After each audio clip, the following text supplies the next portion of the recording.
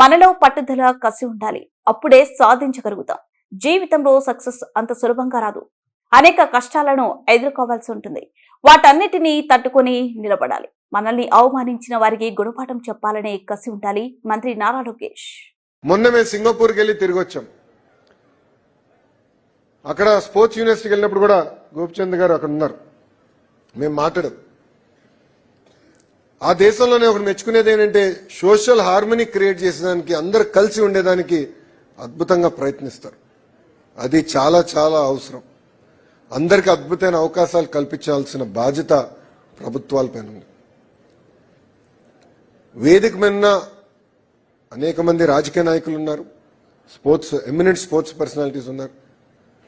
వాస్తవంగా చెప్పాలంటే I'm a fan of all the sports personalities on this dais. నేను ఎప్పుడైనా వాళ్ళ స్పోర్ట్స్ పేజ్ తిప్పి వాళ్ళు సాధించిన విజయాలు చూసినా, అంటే పోరాడిన విధానం చూసినప్పుడు చాలా గర్వపడతా. ఎస్, తెలుగు వాళ్ళు వచ్చారు, అక్కడ ఉన్నారు అన్న గర్వంగా నేను ఫీల్ అవుతాను. So honestly I'm a big fan of all the sports person here on the dais. చాలా మందికి తెలుసు, I'm a great supporter as a government and personally as Lokesh. I will go out of the way to personally support all of you and all the youngsters here. But నేను మిమ్మల్ని అందరినీ కోరేది ఒకటే, పట్టుదల మనలో ఉండాలి, ఫైర్ మనలో ఉండాలి. అప్పుడే మనం అనుకుంది మనం సాధించగలుగుతాం. జీవితంలో సక్సెస్ ఈజీగా రాదు. దాని వెనకాల అనేక ఫెయిల్యూర్స్ ఉంటాయి. హంపి గారు ఇప్పుడే మాట్లాడుతూ నేను చెప్పారు, చాలా మంది ఒక దశలో పిల్లలు పుట్టిన తర్వాత రైట్ ఆఫ్ చేస్తారు.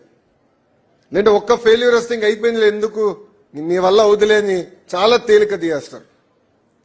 కానీ అది మనం ఎప్పుడు ఆపకూడదు.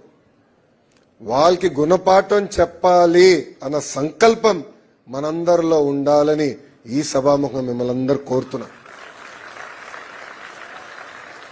నే సేయర్స్ కి గుణపాఠం మీరు చెప్పాలి.